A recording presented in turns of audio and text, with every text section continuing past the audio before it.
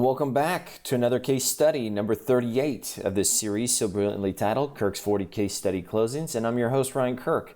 And these case studies range from vacant lots to custom luxury homes and total $2,042,081.71 in profits and equity without having to personally go see the property. On some, with no cash, no credit of my own, it varies, and I'll explain. And I do it all with Flip Logic and 1-888 cash offer. Now let's get into number 38 of the 40 case studies. And that brings us to 1903 East Chase Avenue in El Cajon, California. Another East San Diego County deal. This lead type, off-market, vacant. A bird dog noticed it driving by. He saw that somebody was moving out, right? That there was, boxes, junk in the driveway, people inside rustling around. And he took the initiative to get out, go talk to him, ask him, hey, what's going on? That he buys houses, and that they had mentioned that this was, I think, their grandmother's house or their aunt's house, great aunt's house, and that they were clearing it out, and that was the deal. So off market, vacant, aunt had already moved out. Property condition, as you can see there, it's a fixer, messy, ugly, and it needed a full remodel and a septic replacement. So, and then that was the seller's motivation. It was this nephew had just inherited it, or he was helping his aunt liquidate it, and he was literally clearing it out for her. So the ARV came out to $475. We used a $35 price per square foot condition multiplier to come up with our $46,000 repair estimate. Again, why $35,000? Or sorry, $35 a square foot? Well, in this ARV range, typically $35 a square foot to $40 a square foot is a good price point on the high end to cover everything, right? Kitchens, baths, flooring, paint, roof, landscape. So $35 to $40 a square foot should cover it all. If you're in a lower ARV market, like under 200,000, maybe that high end price per square foot will be $20 a foot. So our purchase price, seller agreed by law of reciprocity. Hey, if we were to pay all cash, pay all the closing costs, and close on the date of your choice or in 14 days, what's the best price you could do for us? They were asking whatever price it is. We started, say, around $300 and ended up at $310. Our investor came from a marketing blast.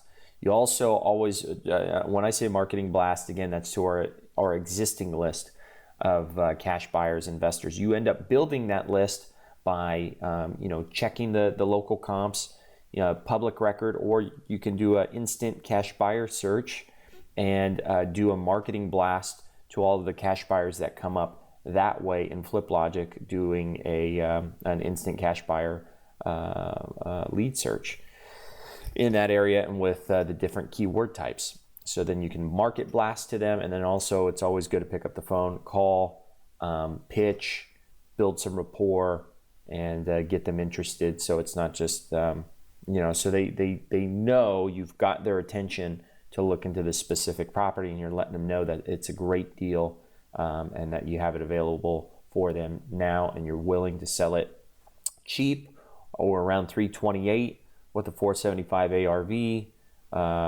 Needs maybe $46,000 in repairs, so it should be a home run deal for them, right? Let's see. So our investor paid $328,000. If you reverse engineer that, take $328, add the $46,000.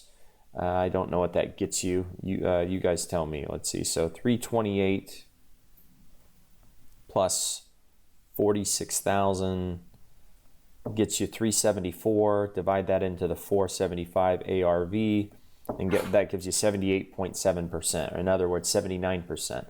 So our investor bought it from us at 79% of the ARV minus repairs. So that kind of gives you an idea, or gives you the idea of the price point which they were willing to purchase it at.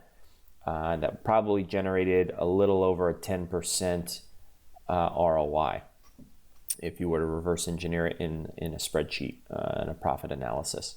So we got an $18,000 profit out of this. That was dollar for dollar from 310, which we put it under contract at that, and then we assigned it for 328, and we've got $18,000 again on an assignment. You know, our name comes off the vesting, our investor's name goes on the new vesting, and then our assignment fee of $18,000 goes on the buyer's side of the settlement statement as an assignment fee to us. And this deal closed in 14 days. They used cash to close on it. So great overall deal.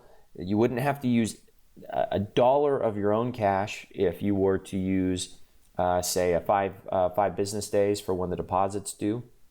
3 business days, again, is standard.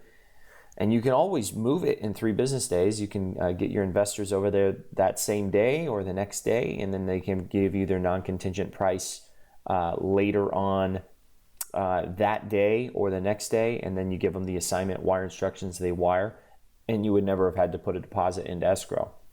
5 business days always gives you just that much more time to do it in, because if you can't do it in that time and you need more time, then you do need to wire a deposit.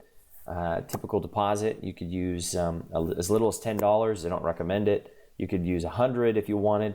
500 to 1,000 starts looking reasonable, and then you can go up to, say, 1% of the purchase price.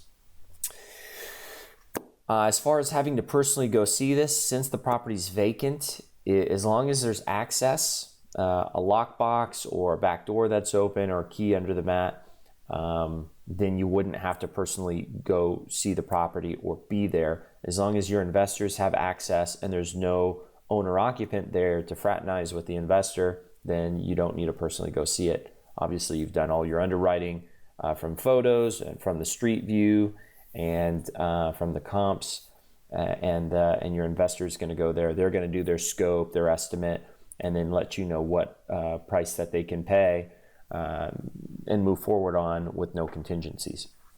All right, that's it.